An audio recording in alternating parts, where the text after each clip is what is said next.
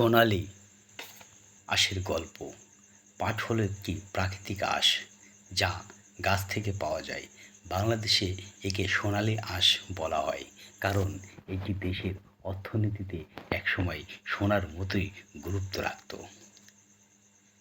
যে অঞ্চলে পাট চাষ হয়ে থাকে তা হলো কুষ্টিয়া, ফরিদপুর, মাদারীপুর, জামালপুর, টাঙ্গাইল, চাঁপাইনবাবগঞ্জ, রাজবাড়ী ও মেহেরপুর সহ বিভিন্ন জেলায় উৎপাদিত হয়। বাংলাদেশে একসময় বৃহৎ পাট রপ্তানিকারক দেশ ছিল। এখনও বিদেশে পাট পণ্য রপ্তানি করে কোটি কোটি টাকার বৈদেশিক মুদ্রা। বাজার এখন ভালো, 2800-3000 মন কেনাকাটা চলছি, ব্যবসায়ীভাবেই টুকটাকে যাইছি।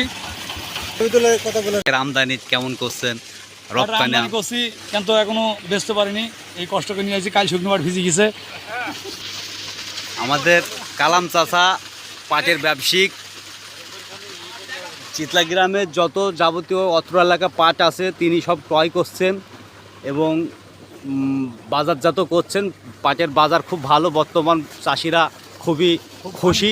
চাষিরা পানি শুধু দাম পাইছে। হ্যাঁ, একদম চাষিদের জন্য খুবই উপকার। আর যারা ব্যবসায়িক তারা খুব খাটছে এই রোদে দেওয়া, আবার ভিজে যাওয়া, আবার এই যে লেবার খরচ ইত্যাদি বেশি যাচ্ছে। হ্যাঁ, তারাও খুব দুশ্চিন্তায় আছে। কিন্তু বাংলাদেশে পাট চাষ করতে গিয়ে বর্তমান কৃষকরা চ্যালেঞ্জের মুখে পড়েছেন। কৃত্রিম প্লাস্টিকের কারণে চাহিদা কমে যাচ্ছে। বাজারে মধ্যস্থ ভোগীদের দুরন্ত হচ্ছে। সরকারি পাটকল বন্ধ হওয়াতে এবং কৃষকের ন্যায্য মূল্য না পাওয়াতে বাংলাদেশে পাট চাষের হার অনেক সম্ভাবনায় পরিবেশ বান্ধব টেকসই পণ্য হিসেবে পাটের চাহিদা বিশ্বজুড়ে বাড়ছে।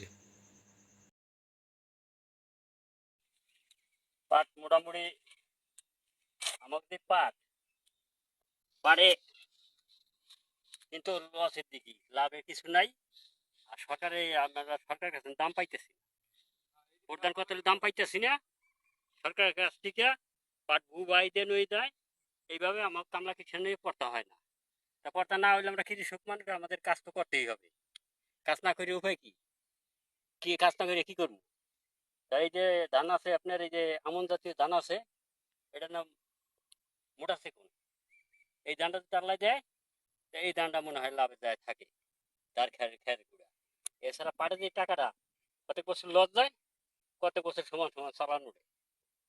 এই আমন ধানটা যদি থাকে তাহলে আমাকে সরকারের বরাবর আপনার কোনো দাবি বা কথা আছে নাকি যে পাটের চাষিদের কেন পাটের বাজার একটু ভালো দেয় না, এত খরচের পর পাটের দাম পায়নি? এই বিষয়ে দু চারটি কথা আপনার সরকার বরাবর কিছু বলার ইচ্ছা থাকলে বলতে পারেন। অনেক বলার আছে। সরকার যদি